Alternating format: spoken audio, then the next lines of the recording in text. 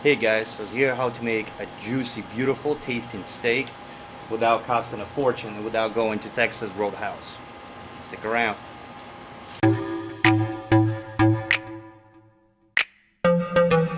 Okay guys, so here's a trick of having a steak on the budget. One thing I noticed and saves my family a lot of money is we don't go out anymore to get steaks. Now we actually end up grilling at our house. And we can do it on the budget. You have to think about this as investment as one time, but then it lasts you forever. So I personally buy my big chunks of steak, and this is a good steak. I buy it from Restaurant Depot. That is where all the small businesses buy their stuff, like Pops and Mom's restaurants. And if you have an LLC, you should be able to open a membership there. It is absolutely free membership. Or you can also buy these kind of chunks of meat from Sam's Club or Costco. I found that Sam's Club was cheaper than Costco, but it depends where you have your membership. I personally pay about $6 a pound. If you would be buying this at Costco or Sam's Club, you're looking at paying maybe $8 to $9 a pound for this quality of steak. So what you're gonna need a pot where you're gonna be marinating it. Marinade sauce that I prefer. Next thing I need is my bags, and those are freezer bags. I do reuse them because we literally go through steaks nonstop. And I already sanitized the counter.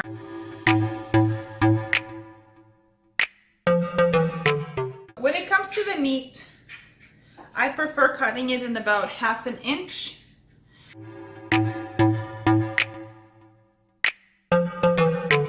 Another thing is, this is my first one. I do not cut off the fat piece of it because when you grill it, it gives a lot of flavor to the steaks.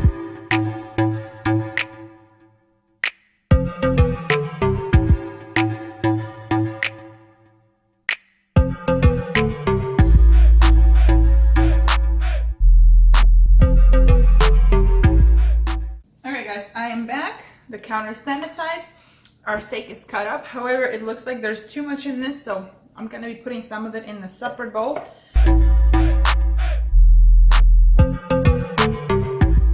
So now I got 2 bowls, and I'm going to let them marinate for next at least ½ an hour to an hour, and then I'm going to mix it, and I'm going to let it marinate for another hour, and after that I'm going to put it in the Ziplockers. So stay tuned. So the steak had marinated the whole day. Unfortunately, you can do it for a couple hours, but I've been running around like crazy. So now I'm just going to be putting them in the bags. I prefer putting 1 steak per bag because I don't always eat it. So then I can take only 1 if my husband wants it. And I have plenty of bags to do it. So let's get started.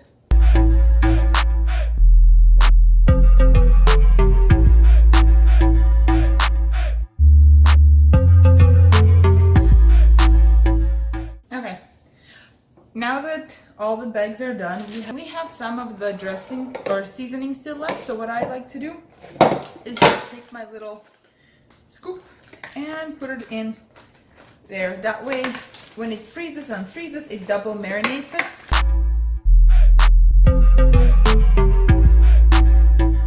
And now we need to seal the bags. And in order for them not to be sticky, I have a wet rag. And I just wipe it off. Close it almost to the full, and then I take the air out of it. And that's how, oops, there's no air. And we're gonna keep going with all the swipe.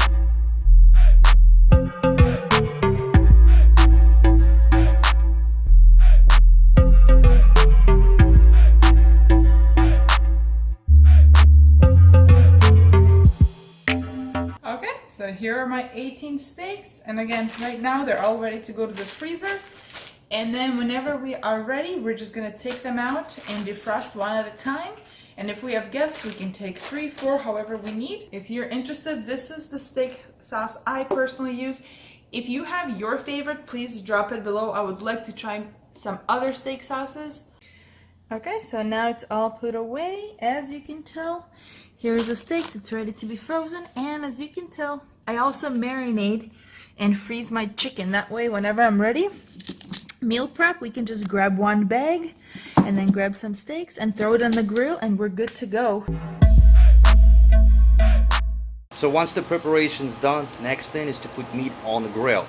So what I do, you get the grill ready to about 350 degrees, and then I use the olive oil, the cooking spray. You spray the grill so the meat won't stick. This steak's been going for a little while. I'm at the point where I'm about to flip it. So when you're ready to flip it, you do the same thing. First, when you put the meat on the grill, you're gonna wait about 2 to 3 minutes depending on the intensity of the flame and depending on how you want to eat your steak. Medium rare, well done, medium well, it all depends on that.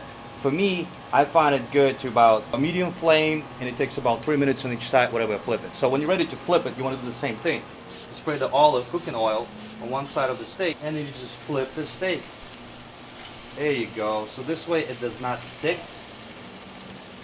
So once you flip it, you're gonna let it sit on the grill probably for about another 2 to 3 minutes on another side. Then you repeat. The way I grill it, whenever I flip it, I do like a crisscross pattern. You got that nice smash imprint on your steak. Once you flip it, you give it about 2 to 3 minutes, close the grill, drink a beer, hang out and enjoy it.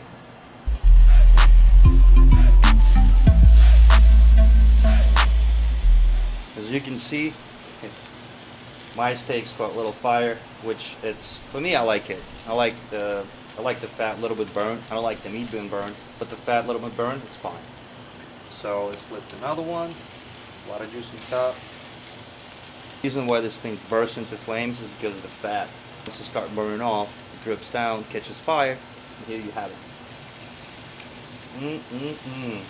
This is so good. Let's give it another coat of olive oil.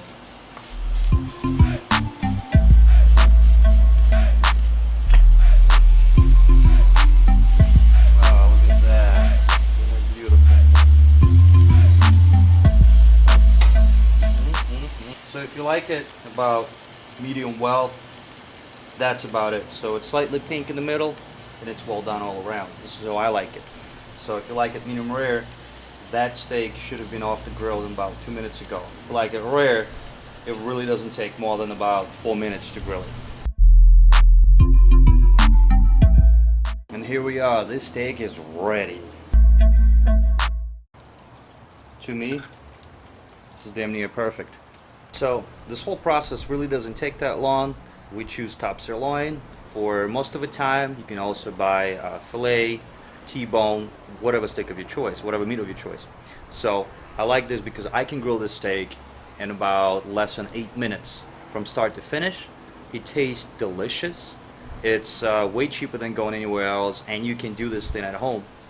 I'm about to put that plate in front of my TV, turn on my favorite movie, pour myself a glass of beer, and enjoy it.